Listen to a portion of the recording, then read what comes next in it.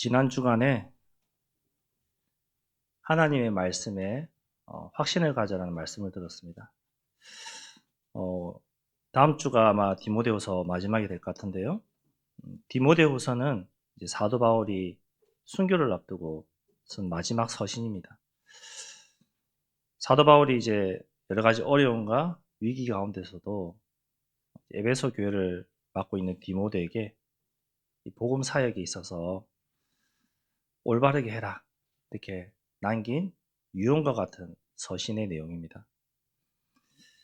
그 당시의 교회는 지난주 말씀드렸던 것처럼 말세적 혼란과 거짓 교훈, 또 하나님보다 다른 것을 더 사랑하는, 그러다 보니까 영적 문제 당연히 오죠. 중독되죠. 거기에 빠져서 살아가는, 한마디로 우선순위를 다르게 잡고 나도 모르게 하나님을 대적하고 죄를 짓는, 그러다 보니까 이 사람들을 이끌려고 하다 보니까 하나님 앞에서 말하는 것보다 사람의 귀를 즐겁게 하는 설교, 사람을 유혹하는 설교, 그런 복음의 본질을 흐리는 자들에게 이제 바울은 디모데에게 말씀을 확신 가지고 하나님 앞에서 살아있는 자와 죽은 자를 심판하실 그리스도 예수 앞에서 말씀해라 이렇게 말하고 있는 내용입니다. 하나님이 뭐 어떤 일을 하셨냐, 우리 다 압니다. 하나님 무슨 일을 행하셨는지 창세기 1장에 요한복음 1장 1절에 자세히 나와 있죠. 천지를 창조하셨댔습니다. 우리가 보통 전도 현장에 가면은 많은 사람들에게 복음을 전할 때 저는 제가 하는 방법입니다. 우리 아이들에게, 젊은이들에게 물어볼 때 창조론과 진화론을 얘기를 합니다. 이제 진화론을 얘기했을 때 꼬리에 꼬리를 물고 가다 보면은 막히게 돼 있어요. 누군가가 무엇을 만들었기 때문에 진화가 돼서 이런 결과물이 나타난다 얘기할 수 있는데, 그럼 그 처음으로 갔을 때 그것은 누가 만들었느냐 설명이 안 되죠. 하지만 하나님이 천지를 창조하셨다, 이미 끝난 겁니다. 더 이상 설명할 것도 없습니다. 그 하나님이 천지를 창조하시고 말씀으로 창조하시고 우리와 함께 하신다고 말씀하고 있죠. 그 창세기 1장 27절 28절에 보니까 사람을 창조하시면서 모든 축복을 우리에게 주셨습니다. 그 모든 축복을 받아서 누리고 정복할 수 있는 축복을 주셨는데, 행복해야 되는데, 그런데 왜 난 지금 행복하지 못하느냐. 창세기 3장에 사단이 뱀을 찾아와서, 하와에게 찾아와서 우리를 속이고 하나님을 떠나게 만들고, 그 결과 우리가 이 땅에서 고통당하면서, 어려움 당하면서, 영적 문제에 시달리면서, 중독되면서 살아갈 수밖에 없는 것이죠. 그런 나를 찾아오셔서 복음을 주시고 깨닫게 하시고 예수 믿게 하셔서 그리스도를 통해서 모든 것을 끝내셨어요. 그 일을 하나님이 하신 거예요. 창조부터 구원의 사역, 모든 것을 하나님이 하신 거예요. 그 전능하신 하나님이 우리와 함께 하신다는 거예요. 본론적으로 바울의 중심은 이제 하나님의 일에, 구원함을 얻는 것에 늘 있었어요. 바울은 항상 중심이 저 영혼에게 예수님이 증거되는 것, 구원함을 얻는 것에 바울의 중심은 있었습니다. 그래서 오늘 말씀에도 하잖아요. 명령하듯이 합니다. 그의 나라를 두고 엄히 명하노니. 1절 후반에, 2절에 너는 말씀을 전파하라. 때를 어떤지 못 어떤지 항상 힘쓰라. 이 말은 뭐예요? 무조건 말씀만 전해라는 거예요. 얼마나 무조건 말씀을 전했느냐. 죽음을 앞두고 있는 그 순간에도 말씀 전하기를 원했어요. 우리가 언제 죽을지 모르지 않습니까? 근데 바울은 언제 죽을지 알고 있었거든요. 대충은 알고 있었어요. 그런데도 바울은 그 죽음 앞에서 다른 거 말하지 않고 예수는 그리스도, 이 복음만 말했어요. 복음만 전했어요. 항상 바울의 중심은 복음 전하는 데 있었어요. 그럴 수밖에 없었던 게 저와 여러분 잘 아시는 것처럼 예수님을 핍박하던 자였잖아요. 그 예수 믿는 사람을 잡아 죽이려고 하던 자였잖아요. 그 빛이 있었기 때문에 그 죽음이 닿을 때까지 오직 복음만 전하기 원했던 거예요. 빌립보서 1장 20절에 뒤에 보니까 어떻게 말씀하고 있냐? 살든지 죽든지 내 몸에서 그리스도가 존귀하게 되기 원했습니다. 살든지 죽든지. 우리가 삶의 이유가 무엇입니까? 오직 그리스도여야 됩니다. 말이라도 내가 주를 위해서 살겠나이다. 고백하시기 바랍니다. 그러면 그 고백대로 하나님이 우리를 살아가게 하십니다. 그 살아가기 위해서 우리에게 축복도 주시고 우리를 또 고난 가운데도 인도하시고 그 고난을 통해서 또 주님 바라보고 응답받게 하시는 겁니다. 말씀을 선포할 때 선포한다. 여기서 선포한다는 의미는요. 강단에서 메신저들이 선포하는 것보다 더 강하게, 더 크게 전달하는 거예요. 더 확실하게 전달하는 거죠. 얼마나 확실하게 해야 되냐? 내가 달려갈 길을 주 예수께 받은 사명, 곧 하나님의 은혜의 복음을 증언하는 일을 마치려 하면은 나의 생명조차 조금도 귀한 것으로 여기지 아니할 만큼 확실하게 전해야 되는 거예요. 오늘 말씀의 제목이 하나님이 맡기신 직무인데요. 이 직무의 핵심 포인트는 뭡니까? 말씀 선포하는 거에 써 있어요. 하나님이 우리에게 무엇을 맡기시겠습니까? 말씀 선포를 맡기시거든요.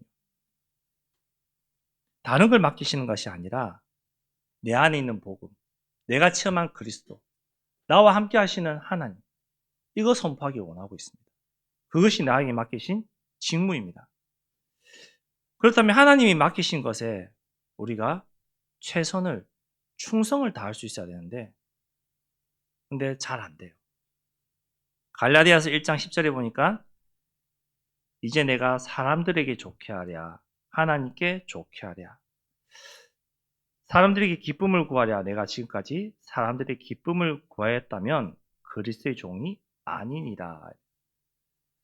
쉽게 말해서 그 사람에게 맞는 좋은 말, 그 사람이 좋아하는 말 할 수 있죠. 하지만 그 말이 다 좋은 건 아니잖아요. A라는 사람과 B라는 사람이 있는데 서로 원수처럼 지내요. 그럼 C라는 사람이 중간에서 A라는 사람에게만 좋게 말하면은 B라는 사람과도 원수가 되는 것이죠. 그럼 또 B라는 사람에게 맞춰주면은 A라는 사람과도 또 의가 틀어지는 것이죠. 그렇기 때문에 사람에게 좋게 말하는 것이 아니라 하나님 앞에서 하나님의 말씀으로 기준 삼아서 전달해야 됩니다. 우리가 이 말씀을 전할 수 있는 축복을 우리에게 주셨는데요. 그러다 보면은 위기가 와요. 어려움이 와요. 즉 복음을 거부하는 사람들이 많이 나타나요. 살아가면서 주변의 친구, 지인, 특별히 이번 주에 있을 성탄 초청, 생명 초청을 놓고 내가 기도해서 초청하지 않습니까? 초청하는데 어려운 뭐죠? 복음을 거부하죠. 나는 아직 안 가고 싶어. 그냥 여기 있겠습니다. 아니면 저 약속이 있어서. 그냥 선하게 거절해요. 근데 그 거절하는 것은 그 사람의 뜻이 아니죠. 사단이 못 듣게 하는 것이죠. 하나님 말씀 못 듣게 하는 거예요. 근데 우리의 직무의 본질은요, 복음을 거부하는 자들에게 그래도 정확하게 예수는 그리스도라고 복음을 선포하는 것이 우리 직무의 본질인 것입니다. 사람이 듣기 좋은 말로 돌려서 하는 것이 아니라 확실한 복음을 선포하는 거예요. 선명하게 복음을 전하는 거예요. 3절의 바른 교훈을 받지 않는 자들은요, 4절의 진리에서 벗어나 허탄한 것을 따르는 자들에게서 갈 수밖에 없어요. 바른 교훈을 받지 아니하면요, 우리 귀가 가리워서 자기의 사욕을 따라 스승을 많이 둔다고 했어요. 그렇죠. 나에게 좋게 말하는 사람, 나를 인정해 주는 사람을 우리는 다 따라가고 싶어요. 저도 그래요. 나를 좋아하고 나를 인정해 주고 나를 위해 주고 나를 올려 세우는 사람에게 우리가 마음이 많이 갈 수밖에 없어요. 그런데 이것은 자기의 사욕을 따르는 스승을 많이 두는 거였어요. 나가 나타나는 거잖아요. 창세기 3장, 6장, 11장이 나타나는 거예요. 알게 모르게 우리는 나 중심이에요. 내가 드러나길 많이 원하고 있어요. 우리가 간증할 때 참 조심해야 되는 게 뭐냐? 나가 나타나면 안 돼요. 저는 정말로 엄청 조심하려고 많이 애를 쓰는 편입니다. 나를 안 드러내려고요. 근데 우리는 알게 모르게 내가 드러나기를 원해요. 내가 영광받기를 원해요. 내가 인정받기를 원해요. 나 중심으로 돌아가기를 원해요. 사회생활하고 사람을 만나고 친구를 만나고 무언가 결정을 할 때 항상 나 중심으로 진행되기를 원해요. 어딜 가더라도 나 중심으로. 무엇을 먹더라도 나 중심으로. 하나님 떠난 인간은 나 중심으로 살 수밖에 없습니다. 나 중심으로 행동할 수밖에 없거든요. 그런 나 중심이 아닌 하나님 말씀 중심으로 말씀을 선포하셔야 됩니다. 언약을 전달하셔야 돼요. 얼마나 선명하게 해야 되냐? 신명기 6장에 우리 잘 아는 말씀입니다. 오늘 내가 내게 명하는 이 말씀을 너는 마음에 새기고 하나님의 말씀, 구원의 길을 내 마음에 새기고 이 말씀을 내 자녀에게 부지런히 가르치며 집에 앉을 때든지 길을 갈 때든지 누워있을 때든지 일어날 때든지 이 말씀을 강론할 것이며 무슨 말입니까? 무슨 일을 하든 어디를 가든 어떤 행동을 하든 항상 말씀, 그 말씀이잖아요. 심지어 8절에는 너는 또 그것을 내 손목에 매어 기호로 삼으며 내 미간에 붙여 표로 삼고 내 집 문설주와 바깥 문에 기록할지니. 그러니까 어딜 가도 볼 수 있도록 기록해라. 말씀을. 우리가 말씀 잘 보나요? 말씀 보고 나면은 잘 생각나십니까? 잘 안 나죠. 말씀 보고 나면 이상하게 생각 안 나요. 근데 드라마라든지 책을 보면은 다 내용은 생각나는데 신기하게 하나님의 말씀을 딱 보고 나면은 덮으면은 1시간도 안 갈 때. 1시간이 뭡니까? 10분도 안 갈 때가 많아요. 왜 그렇습니까? 저는 사단이 살아있다는 증거입니다. 흑암이 못 깨닫게 하는 거예요. 어쨌든지 세상 거 더 신경 쓰게 집중하게 우선순위게 만드는 것입니다. 그래서 말씀에 손목에 매어 기호를 삼으며 가면서 보라는 거예요. 달려가면서 보라는 거예요. 어디 있든지 바라는 거예요. 왜? 말씀 따라가야 됩니까? 사람에게 인정받는 것이 아닙니다. 이 말씀 따라가면은 하나님 앞에 인정받습니다. 하나님 앞에 인정받으면은 사람에게도 인정받게 되어져 있습니다. 신앙생활을 하면서 교회 안에서 신앙생활을 하면서 우리 장로님들이 중직자님들이 멋지게 신앙생활하면은 일단 하나님 앞에 인정받는 것이죠. 그럼 성도들도 보고 인정합니다. 사람에게도 인정받습니다. 하나님께 인정받으면은 사람에게는 자연스럽게 인정받게 되어 있습니다. 반대로 사람에게 먼저 인정받으려고 하면은 하나님께서 인정 안 하십니다. 우선순위가 바뀌셔야 됩니다. 사람이 아닌 하나님 중심으로 하나님 앞에 인정받는 저와 여러분 되기 바랍니다. 그러다 보면은 또 고난과 어려움 당연히 옵니다. 이스라엘 백성의 여정이 그랬습니다. 출애굽한 이후에 광야 생활 끝난 것 같았는데 아니요. 고난, 어려움 계속 왔습니다. 그 속에서 하나님은 인도하심을 보여주셨고 이스라엘 백성들이 하나님만 바라보고 나아가기를 하나님 원하셨습니다. 요한복음 15장 19절에 뭐라고 말씀하시냐면요.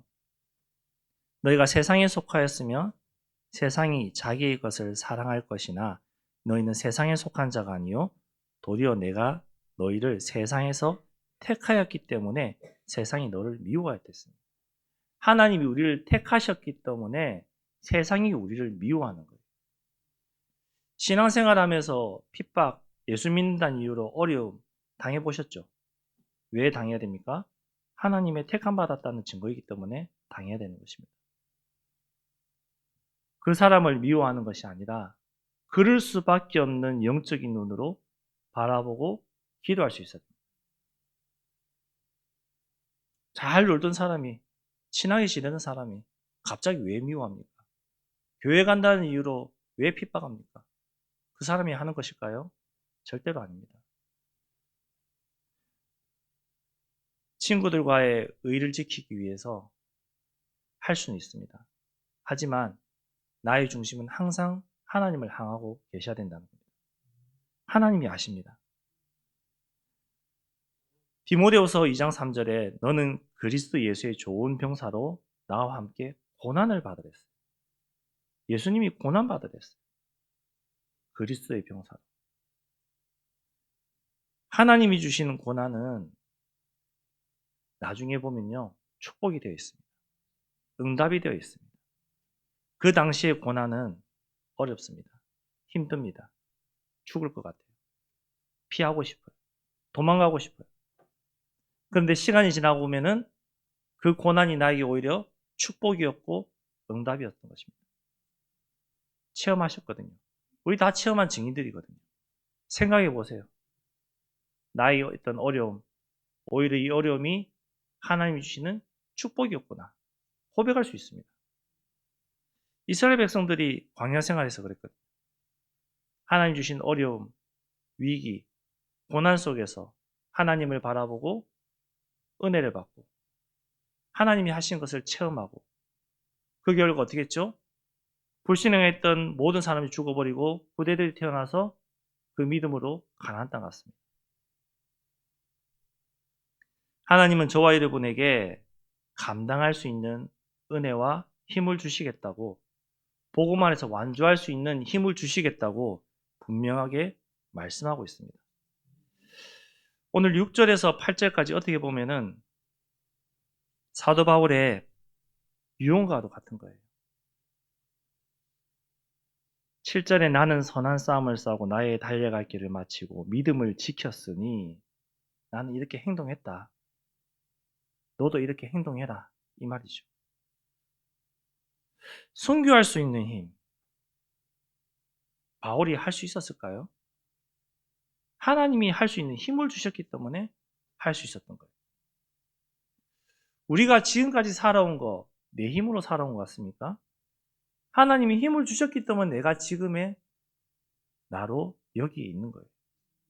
이 사실이 인정돼야 돼요. 여호수아를 보겠습니다. 여호수아 1장 5절에 내 평생에 너를 능히 대적할 자가 없겠다고 말씀하고 있습니다. 그러면서 6절에 강하고 담대하라. 너는 내가 그들의 조상에게 맹세하여 주리라 그 땅을 이 백성에게 차지하게 하리라. 주시겠다고 말씀하셨죠. 두려워하는 여호수아에게 하나님은 할 수 있도록 힘 주겠다고 분명히 말씀으로 하고 있어요. 우리가 두렵고 떨릴 때 있습니까? 말씀에서 답을 찾으십시오. 하나님이 말씀으로 우리에게 힘 주시겠다고 분명히 말씀은 기록하고 있습니다. 내가 안 보일 뿐이고 안 믿을 뿐이지. 하나님 분명히 말씀하고 있어요. 얼마나 분명하게 말씀하고 있냐면요. 보혜사 성령을 보내시겠다고 말씀하셨습니다. 이 보혜사란 뜻은요.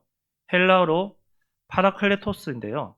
즉 돕는 자, 위로자, 변호자, 중보자, 상담자, 보호자로 쓰입니다. 다 보호하겠다, 함께하겠다, 위로하겠다, 변호하겠다, 이런 내용이잖아요. 즉 보혜사 성령을 우리에게 도우며 주시며 우리를 돕도록, 그래서 주의 일을 감당하도록 하나님은 하시겠다는 거예요. 보혜사 성령께서 우리와 함께 하셔서 가르치시고 생각나게 하시고 깨닫게 하셔서 이 주의 직무를 할 수 있는 힘을 주시겠다는 거거든요. 우리 힘으로 하려고 많이들 하고 있습니다. 내 힘으로 할 수 있는 거 아무것도 없습니다. 착각하고 있는 겁니다. 다 보혜사 성령께서, 하나님의 성령께서 힘을 주시고 깨닫게 하셔서 내가 행할 수 있는 것입니다. 곰곰이 한번 생각해 보십시오. 정말로 내가 생각한 대로 행한 대로 하고 있는 것인지, 아니면 그 생각을 하나님이 주셔서 내가 하고 있는 것인지. 우린 다 하나님이 은혜를 주셔서 생각이 들고 그 생각 속에서 내가 실천하고 행동하는 거거든요. 하나님이 은혜 주시지 않으면 생각나지도 않습니다. 실천할 수 있는 힘도 없습니다. 결론적으로 이 주의 일을 사모하는 저와 여러분에게 의의 면류관을 예배하신다고 하셨습니다. 이 의의 뭐죠? 이신층의 의를 뜻합니다. 즉 믿음을 가진 자를 의롭다고 인정하고 하나님은 계십니다. 우리가 예수 믿는 믿음으로 내가 의롭게 되어버린 거예요. 내 뜻과 상관없이 내가 의로운 존재가 된 거예요. 우리는 의로운 존재가 아니었거든요. 모든 사람이 죄를 범하였음에 하나님의 영광이 이르지 못한 죄인들이었거든요. 그런데 의인으로, 심지어 의의 면류관을 주신다고 하셨습니다. 이 면류관은 뭡니까? 승리, 기쁨, 영광을 상징하고 있습니다. 하나님의 자녀로 의인이 되어서 모든 것에 승리하는, 기쁨을 얻는, 그 영광을 누리는 축복을 우리에게 주신 것입니다. 하나님 자녀들에게. 즉 의의 면류관은 믿음의 선한 싸움을 끝까지 싸우는 자에게 주시는 영원한 상을 말하는 거예요. 그래서 우리가 주님 앞에 가는 그날까지 하늘 상급, 이 의의 면류관을 향해서 우리가 달려가는 거예요. 하나님이 하실 수 있도록 하는 것이죠. 그 하나님이 하실 수 있도록 하는 방법이 우리가 언약 따라, 말씀을 따라가는 거예요. 디모데후서 1장 8절에 뭐라고 말씀하시죠? 너는 내가 우리 주를 증언함과 또 주를 위하여 갇힌 자 된 나를 부끄러워하지 말고 오직 하나님의 능력을 따라 복음과 함께 고난을 받으셨어요. 부끄러워하지 말고 하나님의 능력을 따라가십시오. 복음 전하다 보면은 처음에는 부끄럽고 피하고 싶고 도망가고 싶고 숨고 싶고 그렇거든요. 근데 반대가 돼야 돼요. 흑암이 도망가고 싶고 부끄럽고 숨고 싶고 피하고 싶어야 돼요. 근데 복음의 빛을 가진 우리가 왜 그래야 됩니까? 담대함이 없어서, 말씀이 없어서 그래요. 정확하게 말씀드리면. 그래서 내 안에 항상 이 말할 수 있는 구원의 길, 나만의 구원의 길이 준비되어져 있어야 되는 거예요. 그러면 때를 얻든지 못 얻든지 항상 예수는 그리스도라고 전파하는데 힘쓸 수 있는 것이죠. 내가 말할 수 있는 힘이 없는데 말할 수 있나요? 없어요. 내가 말할 수 있는 힘이 있을 때 하나님은 나에게 그 말을 들을 사람을 보내십니다. 붙이십니다. 그 사람이 증인되어서 말하는 거예요. 심지어 얼마나 하나님이 응답하시냐면요. 히브리서 4장 16절에 때를 따라서 돕는 은혜를 주신댔습니다. 우리의 때를 따라서, 나의 시간표에 따라서, 나의 환경에 따라서, 나의 수준에 따라서, 나의 능력에 따라서 돕는 은혜를 주시는 거예요. 새 신자였을 때, 신앙생활할 때 하나님이 어떤 은혜를 주셨죠? 그리고 중직자가 되었을 때 하나님 나에게 지금 어떤 은혜를 주시고 돕게 하시고 세워가시죠? 한번 보세요. 새 신자였을 때 하나님 나를 도우신 은혜와 내가 중직자가 되고 신앙생활하는 과정 중에 하나님 나에게 깨닫게 하시고 돕는 은혜 다를 겁니다. 분명히 다릅니다. 하나님은 저와 여러분에게 때를 따라서 돕는 은혜를 주십니다. 하나님이 능력을 따라 복음과 함께 고난을 받으랬습니다. 그리고 말씀을 전파했습니다. 이 말씀을 전파하는데 때를 따라 어떤지 못 어떤지 항상 힘써냈어요. 그런 그때 따라서 돕는 은혜가 우리에게 임하는 것입니다. 나에게 은혜를 주셔야지 내가 행할 수 있거든요. 그래야지 하나님이 하시는 거잖아요. 하나님 앞에 담대하게 말씀하세요.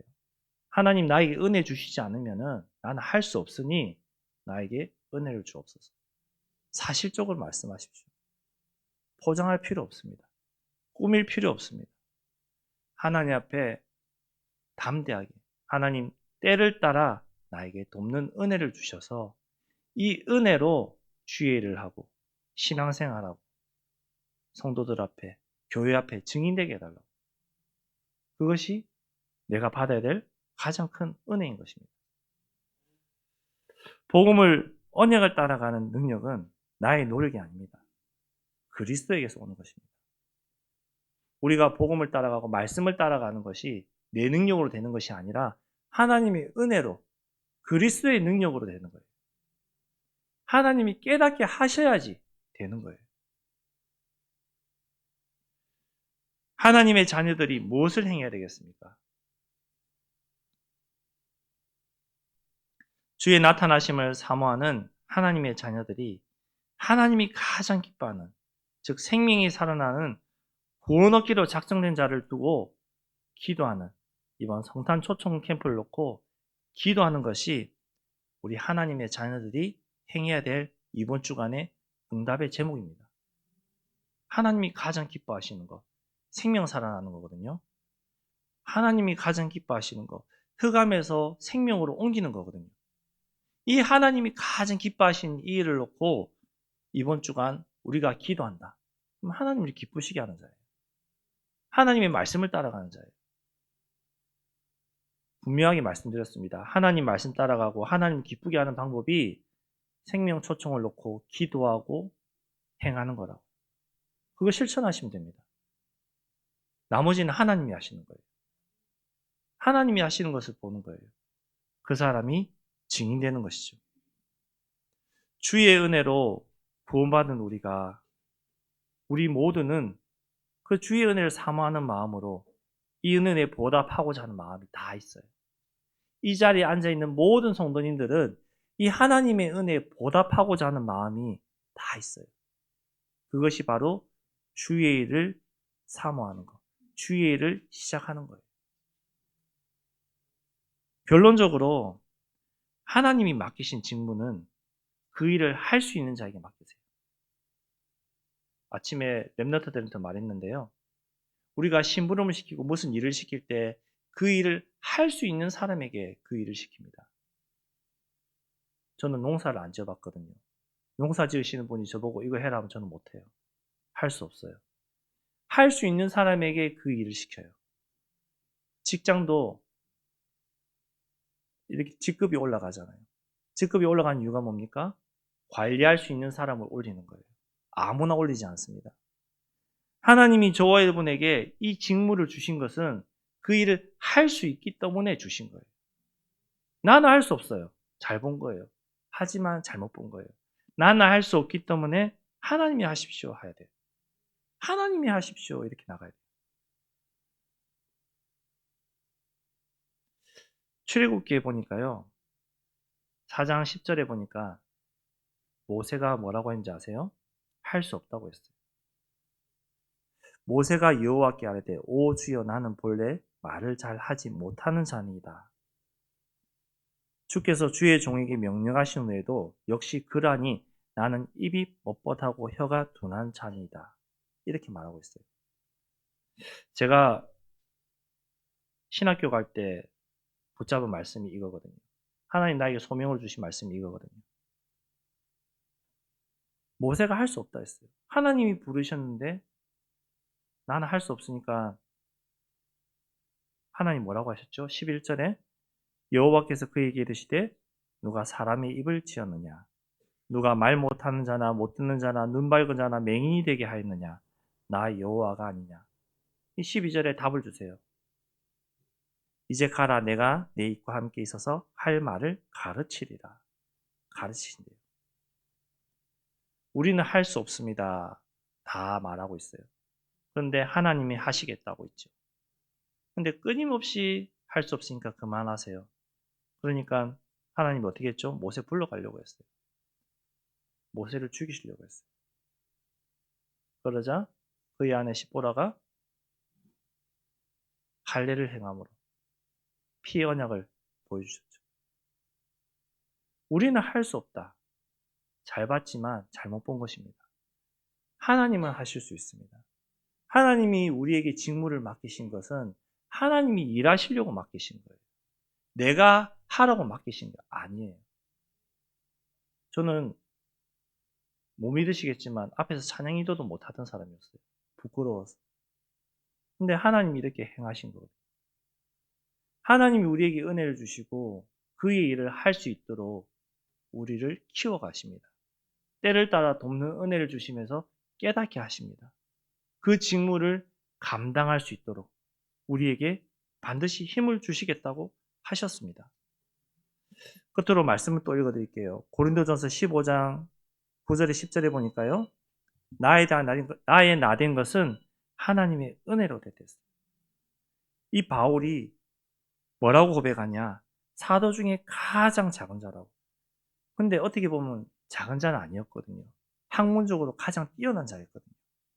근데 가장 작은 자라고 본인을 낮춰서 고백하고 있어요. 뭐라고 하냐? 나는 하나님이 교회를 박해했다 했어요. 그래서 사도라 칭함을 받기도 부끄럽다, 감당하지 못한다. 자신을 낮춰버렸어요. 그러면서 나의 나된 것은 하나님의 은혜로 됐다. 내가 박해하던 자에서 하나님의 은혜로 사도가 되었고 내게 주신 그 은혜가 헛되지 아니하도록 내가 수고하고 하나님이 함께 하신 그 은혜로 하는 것이다. 이렇게 고백하고 있습니다. 저와 여러분이 우리에게 맡기신 직무, 부담스럽고 힘들고 어렵고 못할 것 같지만 근데 하나님 맡기셨거든요. 하나님이 하시겠다고 맡기셨거든요. 그 하나님이 하시는 것을 보시기 바랍니다. 그 하나님이 하심을 보는 증인 되시기 바랍니다. 내가 볼 때, 우리가 볼 때 조금 부족하고 연약하고 힘없어 보일 수 있습니다. 근데 하나님이 하시겠다고 하시면은 아무도 막을 수 없습니다. 그 하나님이 하시겠다는 것을 인정하시기 바랍니다. 그리고 나를 내려놓고 하나님이 하실 수 있도록 말씀 붙잡으시기 바랍니다. 그 말씀 붙잡는 자에게 하나님 반드시 응답하시고 증인 되게 하실 것입니다. 이 응답 받는 저와 여러분 되길 바랍니다. 기도하겠습니다. 하나님 감사합니다. 하나님이 맡기신 이 직무를 감당할 수 있는 은혜와 힘을 허락하여 주옵소서. 우리가 할 수 없음을 인정하고 고백합니다. 그 할 수 없음을 하나님 더 잘 아시오니 하나님께서 때에 따라 돕는 은혜를 주시고 힘을 주셔서 할 수 있도록 증인으로 설 수 있도록 우리를 인도하여 주옵소서. 이번 한 주간 성탄 생명 초청을 놓고 전 성도가 마음을 다하여 기도하게 하시고 하나님이 하시는 것을 보게 인도하여 주옵소서. 예수 그리스도 이름으로 기도드렸습니다. 아멘. 우리 3분 말씀 묵상하겠습니다.